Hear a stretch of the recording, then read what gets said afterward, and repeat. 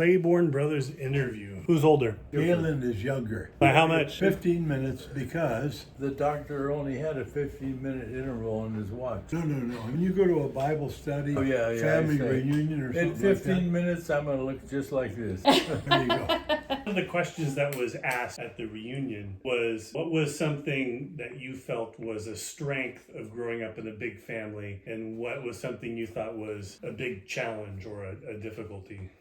Gaylon first. Growing up in a big family, actually a wonderful type of experience. You always had somebody to play with, and you always had somebody to fight with 6 boys. The other thing was your house tends to become a collecting or meeting place for the neighborhood kids. There's always somebody there to play with, and so they would migrate to our house. So we had even more. It had nothing to do with a big family, but well, maybe it did, because my father was probably a conservative spiritually. He was a certainly liberal relative to animals. We could have any kind of animal we wanted. We had to pay for it, and we had to take care of it. So we had all kinds of animals, and of course that was also an attraction to the neighborhood kids. Yeah, they had a lot of fun with them. I really can't think of any negative aspect of being part of a big family, other than, you might have to wait longer to eat. It takes longer to pass the food all the way around the table. Sometimes it was survival of the fittest It did around the time. table.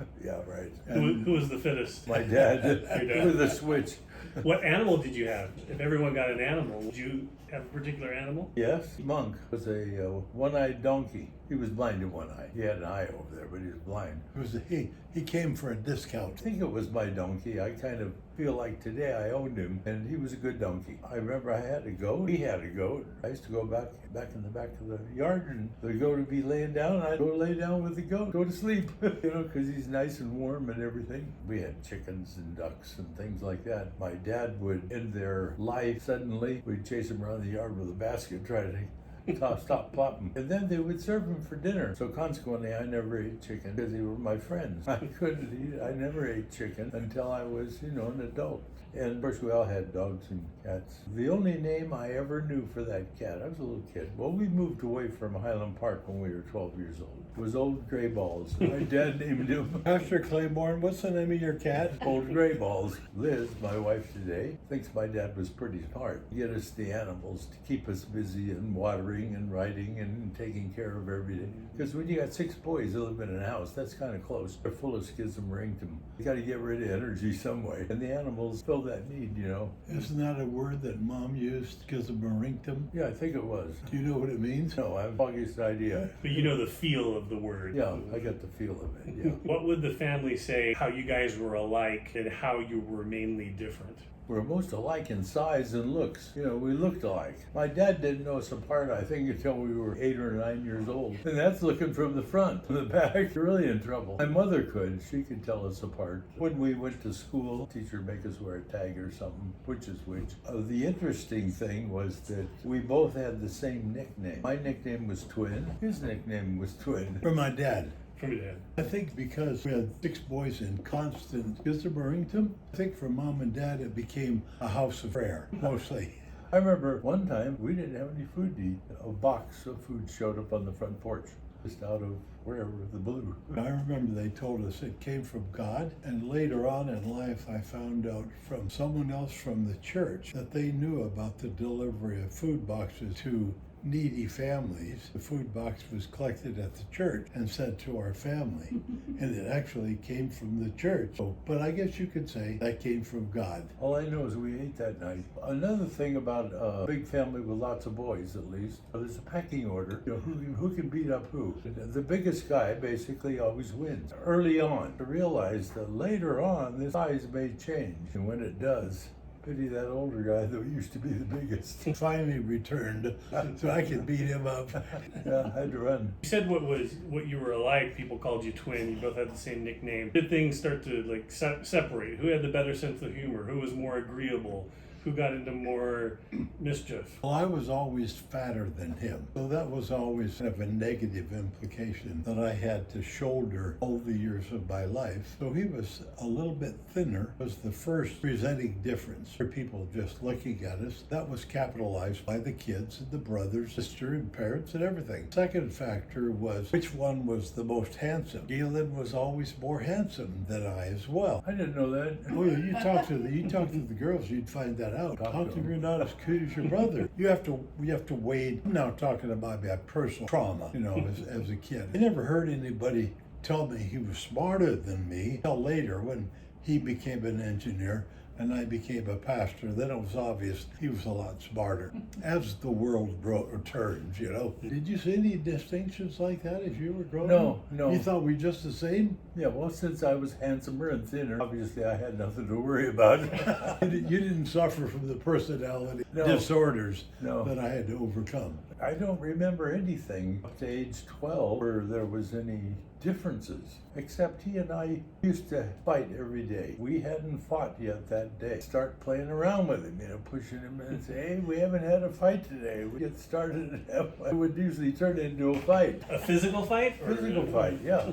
And we were pretty evenly matched. Never slugged each other. No, We wrestled. Start an occasion, then you immediately take him down. Becomes a wrestling match mostly. Until tears appear. And then that kind of breaks it up. Whoever starts crying first. My mother would always seem to be more concerned than we were about us fighting. Could have kept it going. And your dad would... I never saw him, and by comparison, as being around. He obviously was. He was working or going to school or whatever the case was. And so he would be there in the evening. For us, that meant sitting down together as a family and having dinner together and everything that involved sometimes a fight, arguments or disagreements or whatever. Almost always a switch. Yeah, there was always a switch nearby because that was a controller. But I remember when we made our trips north, all of us 6 boys were in the back seat of the car. So that was a constant 24-hour struggle. My dad kept the switch over the rearview mirror, and as he would drive, never over 35, he would 25. be thrashing around in the back seat. Didn't know he was controlling. And of course, we were back there pushing anybody to the surface who could get it.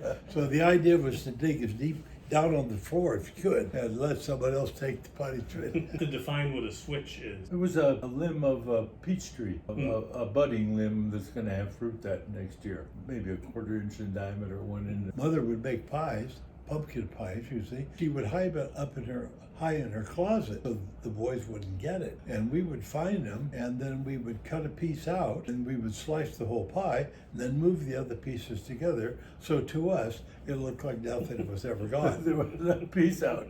But she always knew. You ever remember switching places at school? Or playing a trick like that?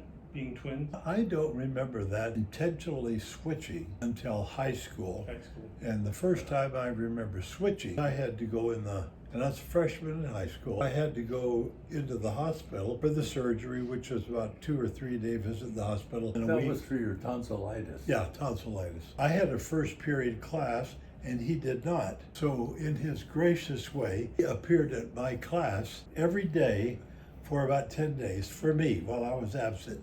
The teacher, her name was Mrs. Woolley, and I called her 3 bags full, and she didn't like that. It wasn't one of her favorite students.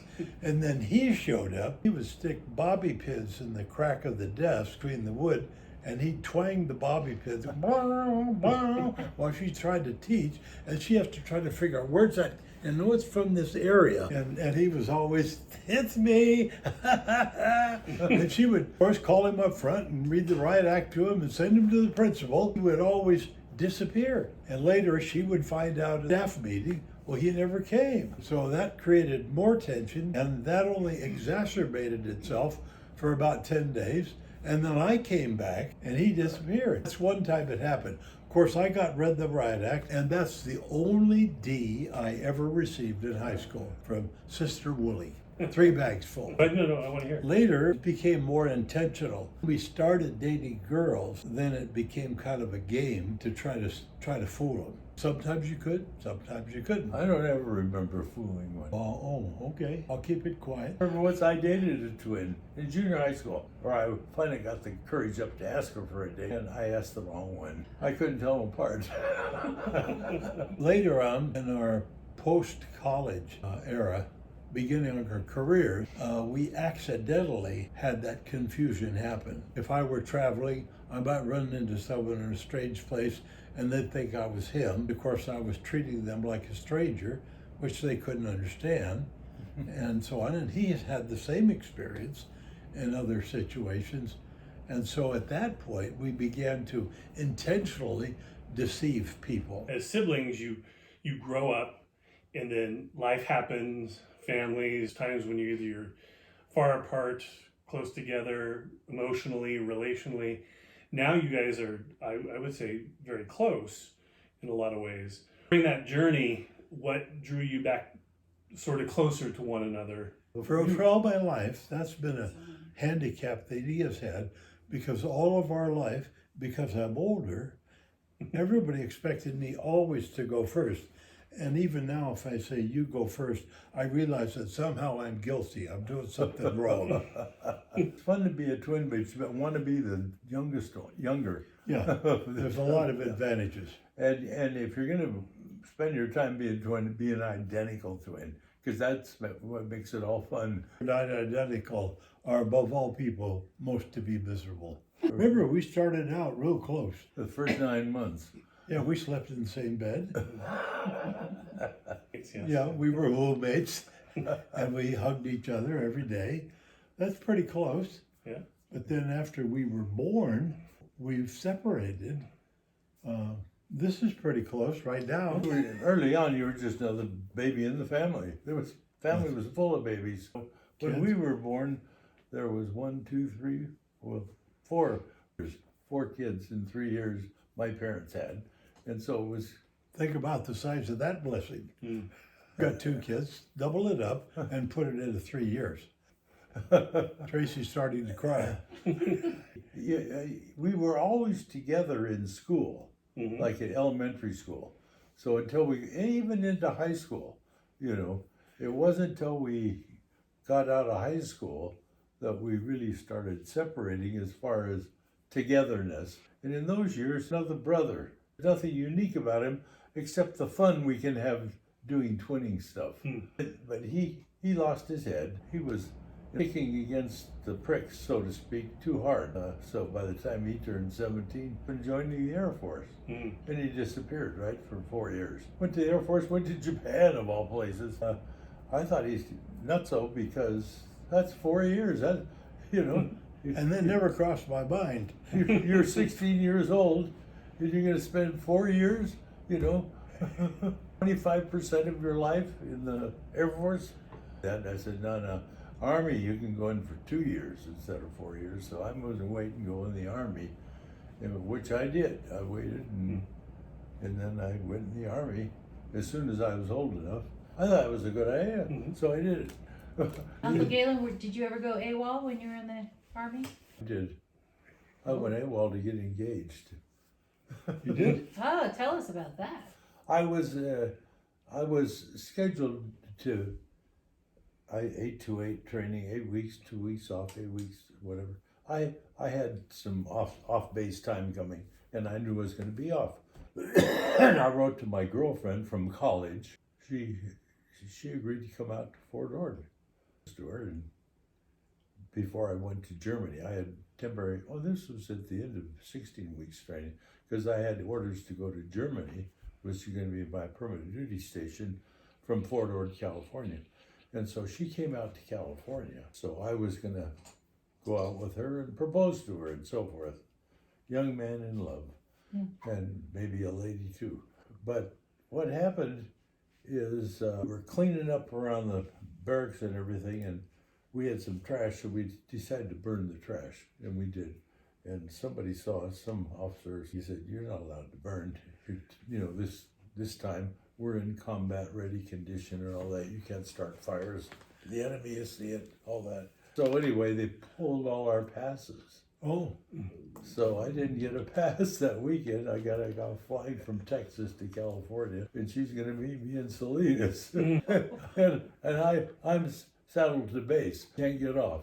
So what do? You go AWOL. So you got married to Mom. When did you get married to Aunt Carolyn? In 1960. same year. Same year. Oh, okay. That's why all the kids are so close in age. Tim is 1 week, 1 inch, and 1 ounce different than Kevin. Was that 3? Yeah. But Gaylon had 2 boys, and Dad and Mom had 2 girls. 2 girls. We're separate, even we're married to different women. And they weren't twins. The women. No. We were the same height, though. Separated. We moved to Colorado. I got a divorce eventually. How long were you married? 10 years. We'd been married 10 years. 70. Where were we in 70, honey? No, 62, 80 we years went old. to Denver. 65, we came back. We Well, were at getting ready 70, to go I to Chicago. was leaving. About that I time, we wasn't- went to Chicago. I wasn't in school. So we